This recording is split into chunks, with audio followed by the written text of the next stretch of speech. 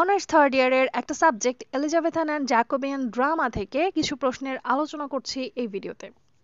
যদি এই প্রশ্ন সহ তোমাদের আমাদের দেয়া সাজেশনের উত্তর এবং তার পিডিএফ প্রয়োজন হয় তাহলে অবশ্যই ডেসক্রিপশনে দেওয়া লিঙ্কে মেসেজ করে কিনতে পারো। আমাদের সাজেশন নিয়ে একদম নিশ্চিত থাকতে পারো, কারণ কমন না আসলে আমরা মানি ব্যাক গ্যারান্টি দিচ্ছি, অবশ্যই কথা বলে নিবে।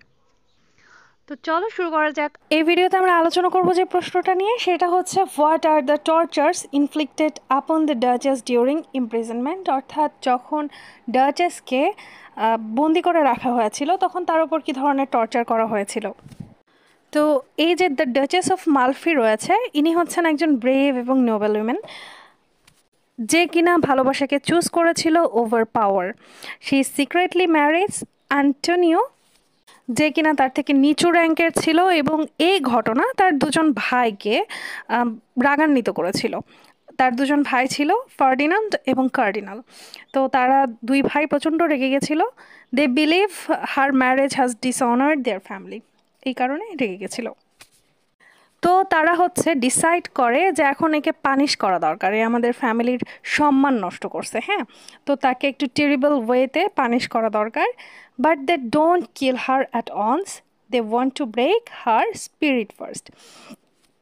তো তারা কি করলো, এই তাদের বোনকে বা ডাচেসকে লক করে দিল একটা অন্ধকার ঘরে, ডার্ক রুমে। ঠিক আছে, একা একা লক করে দিল, যেখানে সে একজন ডাচেসের মতো হয়ে থাকলো না, মানে তাকে ডাচেসের মতো ট্রিট করা হচ্ছিল না, বরং তাকে একজন পাগল মহিলার মতো ট্রিট করা হচ্ছিল।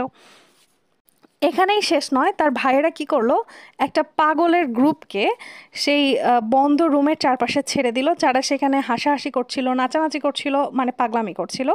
তো তাদের সেই ওয়াইল্ড অ্যাকশনস, সো তার শারীরিক ক্ষতি না হলেও সে মানসিকভাবে ক্ষতিগ্রস্ত হচ্ছিল। চারপাশে তার এরকম পাগলরা পাগলদের মতো আচরণ করছিল, পাগলদের গ্রুপ।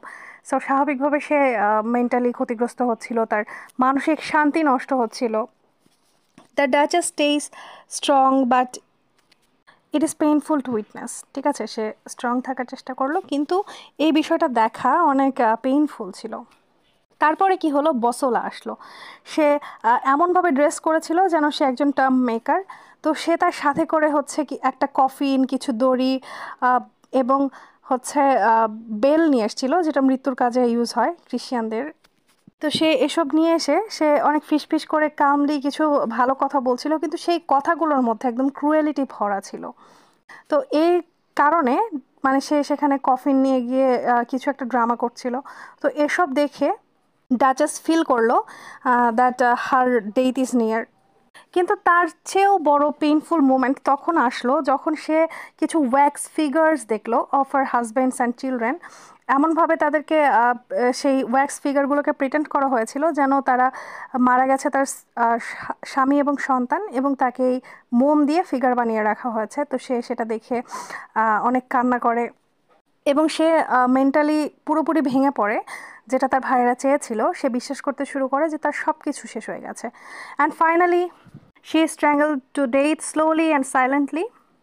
কিন্তু শেষ মুহূর্তেও তার মধ্যে সাহসের কোনো কমতি ছিল না। সে প্রাইডের সঙ্গে বলে, I am Duchess of Malfi still.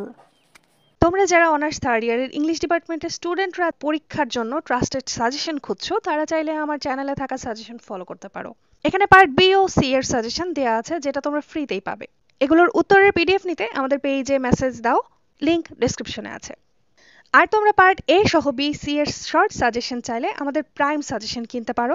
এটা অনেক শর্ট এবং সহজ ভাষায় তৈরি করা, এবং কমন না আসলে আমরা দিচ্ছি মানি ব্যাক গ্যারান্টি। সাজেশন সম্পর্কে বিস্তারিত জানতে ডেসক্রিপশনে দেওয়া লিঙ্কগুলো ভিজিট করতে পারো।